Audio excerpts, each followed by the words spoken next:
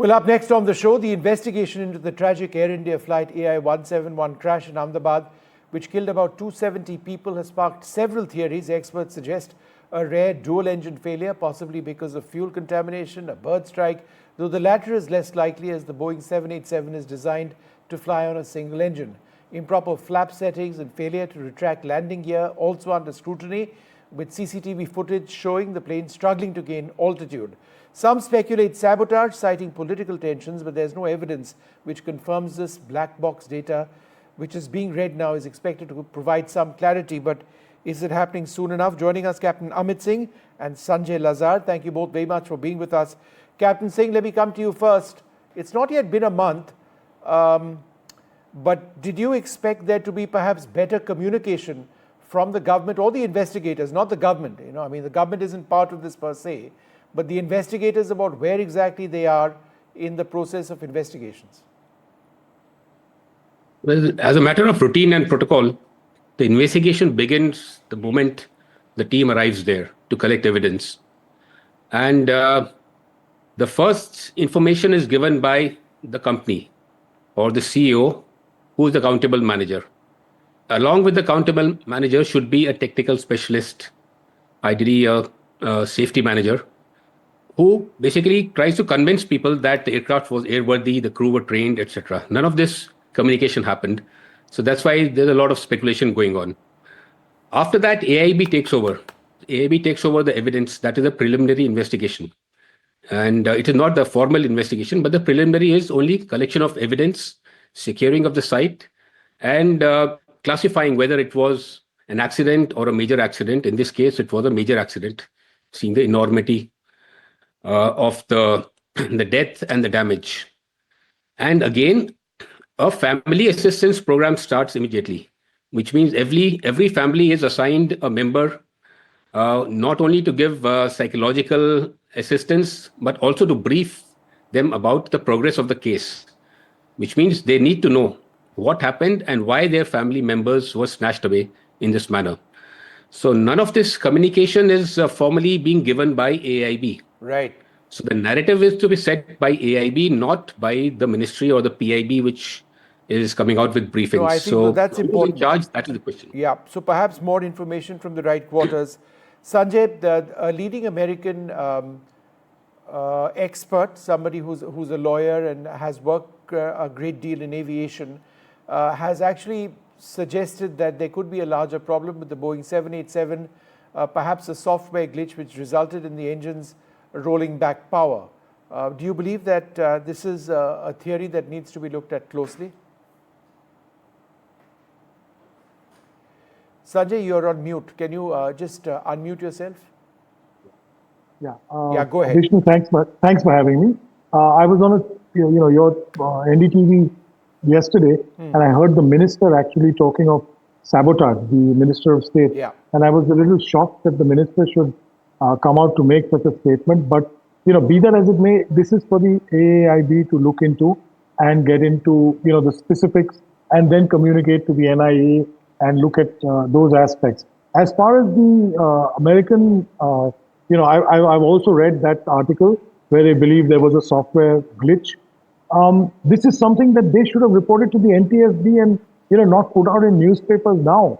And that obviously will be listening to, now that it's come in the domain of public domain, for the AIB to look at, and the DGCA, obviously the NTSB and the FAA. But I do believe that there is something, I won't say sinister, but there is something seriously wrong with this. And Captain Amit is right.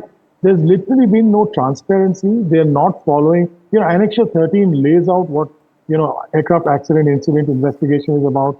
There's 9756, which is the manual of the accident incident investigation, and 9156. They're not following things that are laid down by international organizations, and that is a little troubling to me. Some days you have the minister speaking, some days you have PIB speaking, some days you have the DGCA saying something, but you're not actually hearing the AIB, and they should have put somebody left, right, and center in front.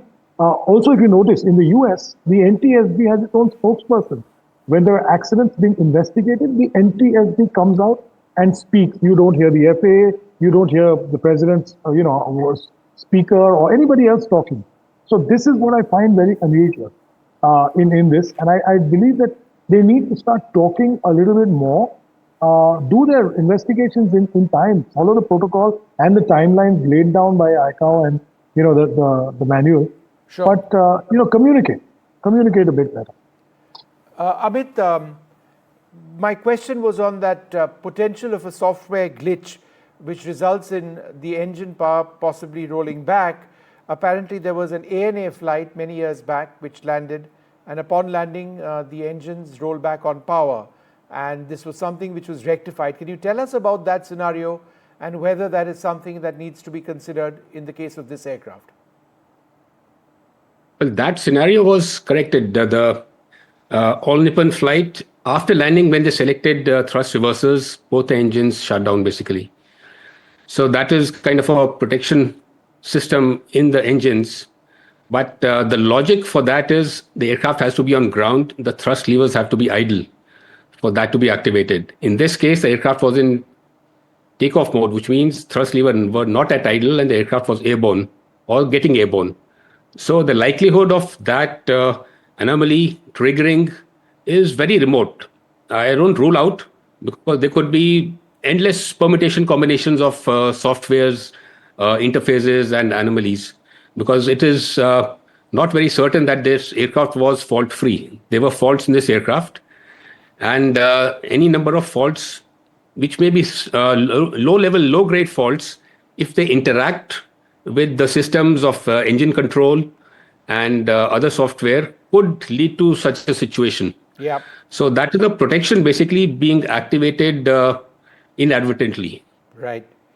Sanjay, it's not yet been a month, but do you believe that, the government or the investigators just have to come out with a preliminary report, that any delay is not going to be tolerated? They can come out with a final report at any time, but a preliminary report has to be out as soon as possible. Again, Sanjay, again, you're on mute. Vishnu, I would have believed that typically they should have come out, within the first 30 days with some sort of preliminary report.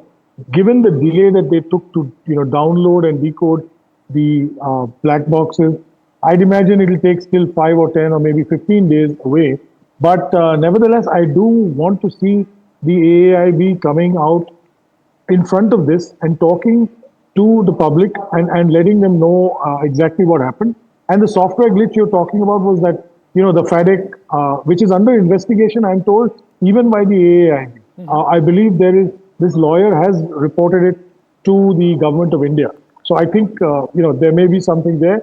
We'll have to just wait and see. But I want to see more transparency. I'd like to see a preliminary report and let the final report take its own time, because there's a lot of nervousness in the market. People are getting scared of flying on 787s, completely unfounded. I'm currently in Canada, and I've actually flown from Bombay to London on a 787 and Dublin to Toronto on 787, and I've really found nothing wrong with them. So, Yeah. I think they're very safe. All right, well, let's hope that that is the case, because, this is not just about Air India, it's about Boeing as well. And if there is a systemic issue, then that impacts any number of hundreds of these airliners across the world. Air travel across the world would be very badly impacted, not just in India. And of course, if it's Air India and Air India alone, even then, the impact would be substantial. There would be fixes which need to be made. We don't really know what's happened. We really do need to come out or take a look at that report, even if it's a preliminary one right now. Thank you, gentlemen, very much for being with us.